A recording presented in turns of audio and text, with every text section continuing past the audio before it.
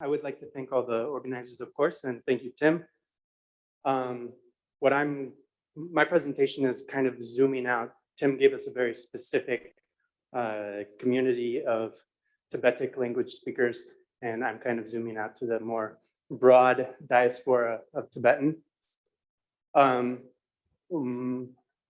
Title is Diaspora Tibetan, a non-standardized and unrecognized variety of Tibetic languages.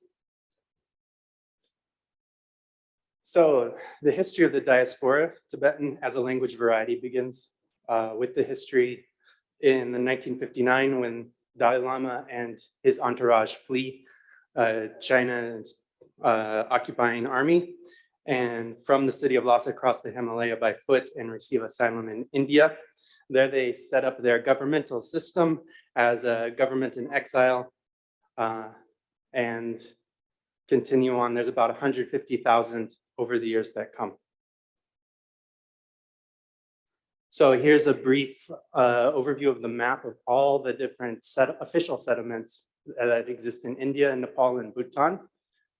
India there in green, Nepal in red, and Bhutan in yellow. You can see there's quite a lot of them scattered mostly across the Himalayan regions of those countries, but also in southern India.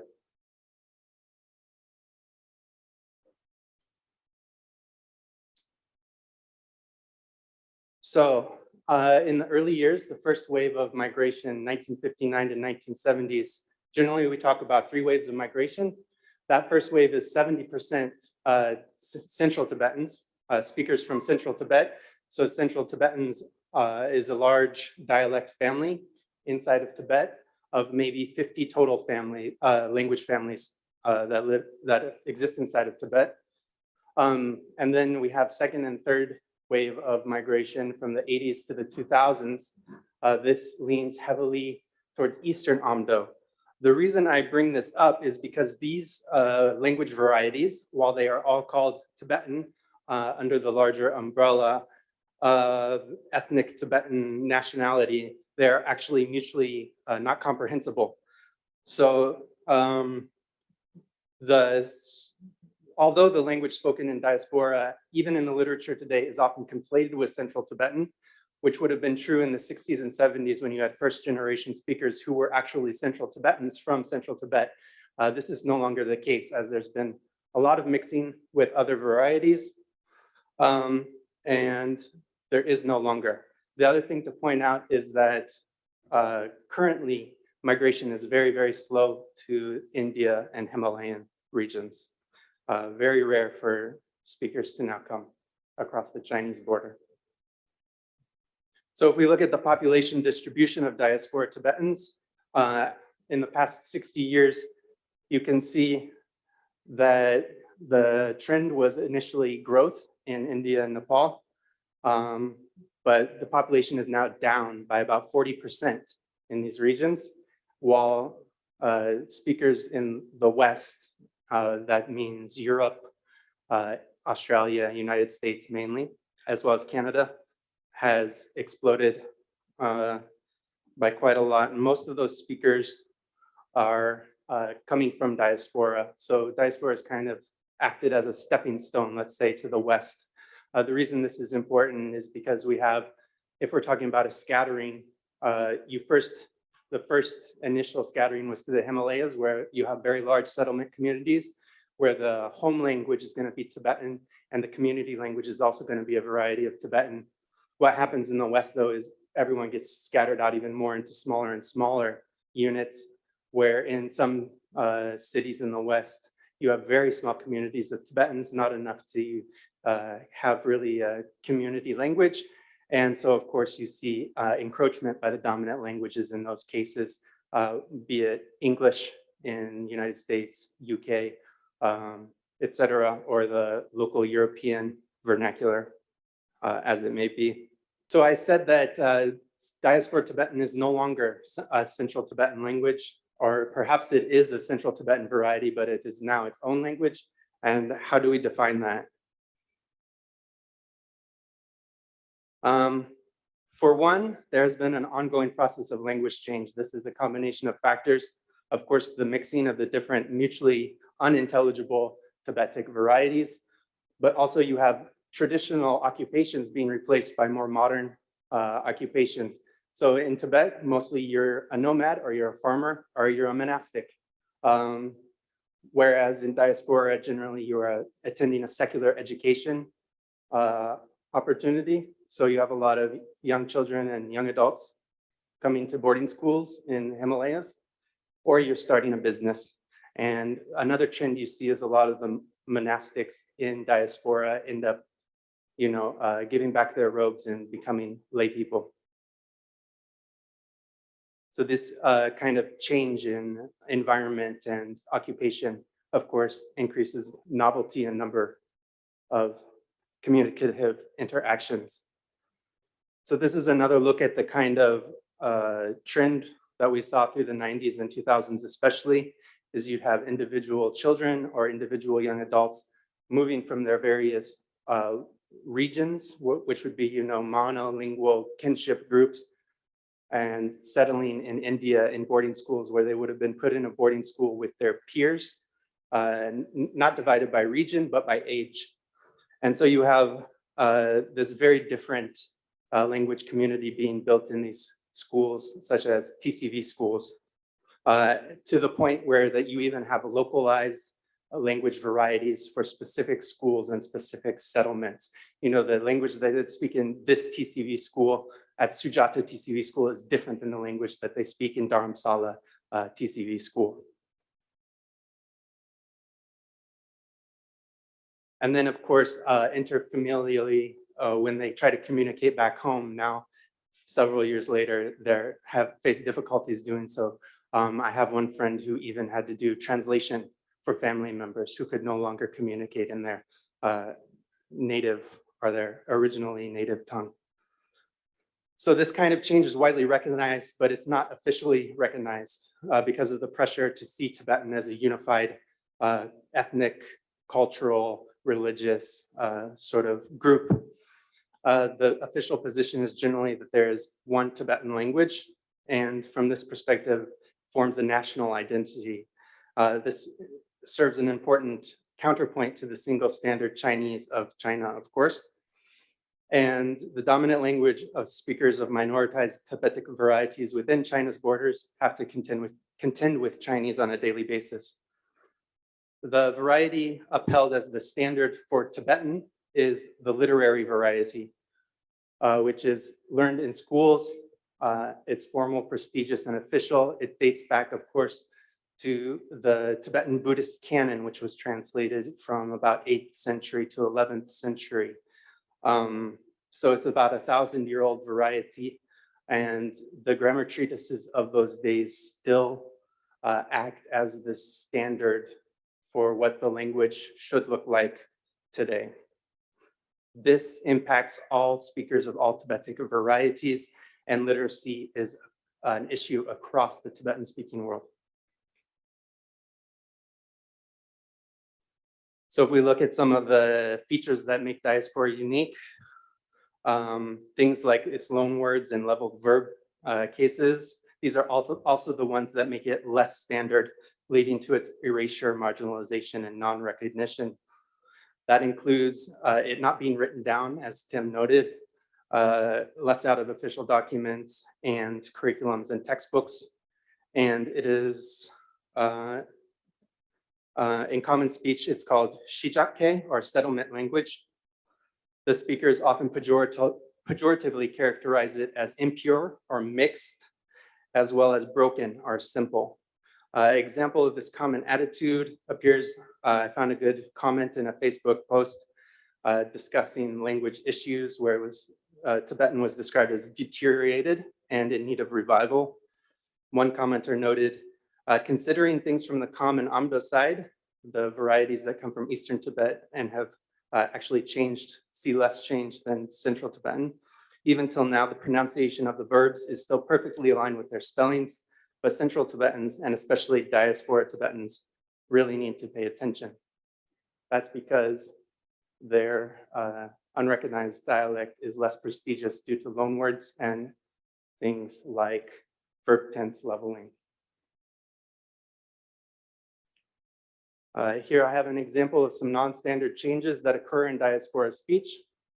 We have loanwords that are impure. There's a movement in Tibet called the Pure Tibetan Movement, Pukei Tsangma.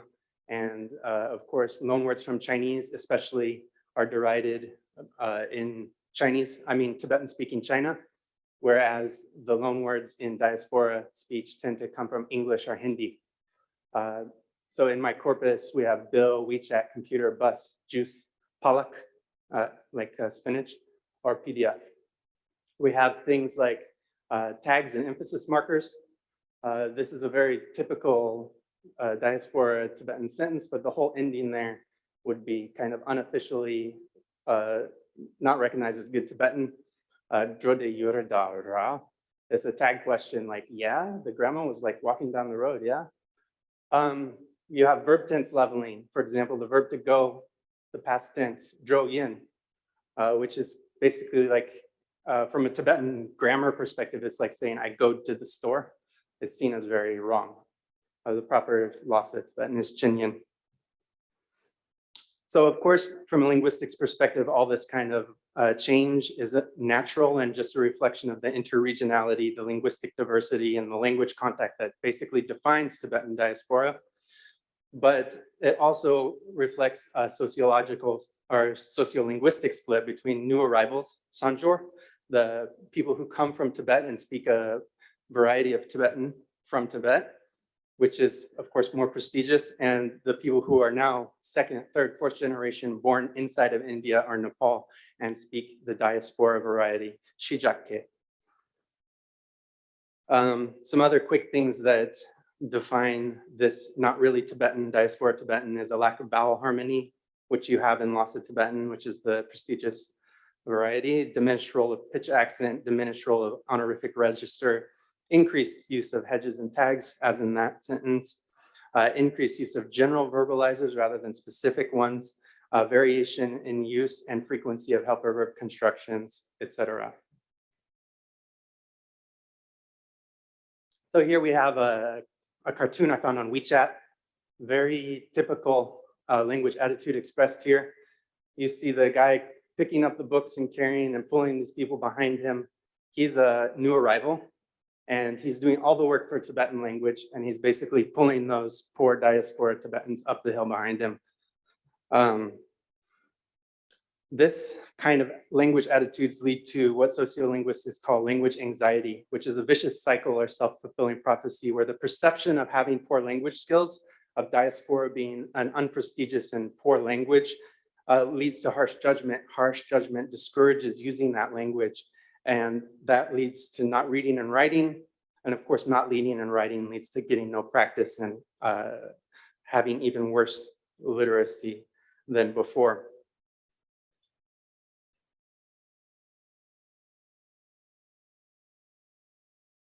So if we take a look at some data, this is a survey.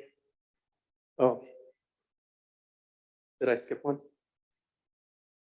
Okay, there we go. So on the far left there, we have speakers who were born in Tibet and raised in Tibet. In the middle, we have speakers who were born in Tibet and raised in India.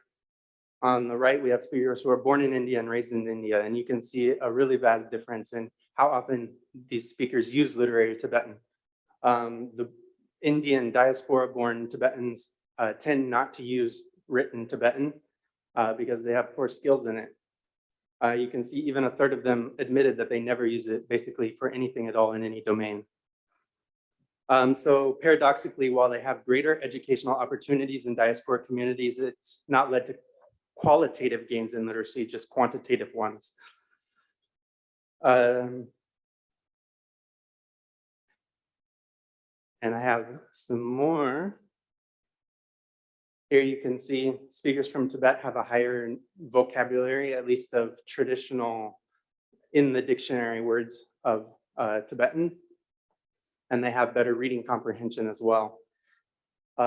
Speakers born in Tibet, raised in Tibet, basically dominate the highest level of reading comprehension there, and born in India, raised in India, have the worst reading comprehension skills.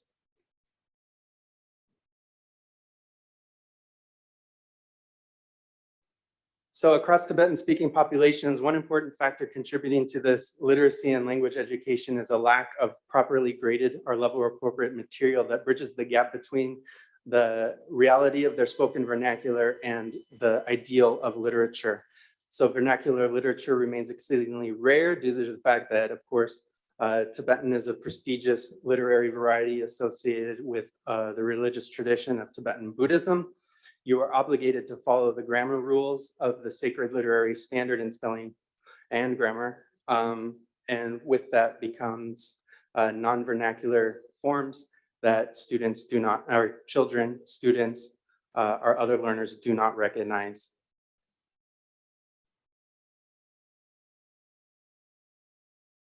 And this isn't true of all Tibetan literature for children, but at least some of it. In one study, we found up to 70% was unrecognizable vocabulary for children, which of course is way too much unrecognizable vocabulary. You know, if you want a challenge, try to read a book that consists of 70% of words that you don't know and see how long you last.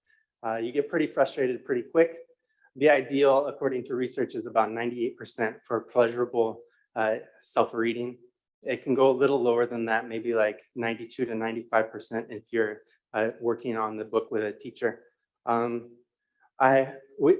The situation is much better now since we've done this research. Some of the newer literature, it's still way too high, of course, 20, 30, even 10% is too high. But that is still an issue.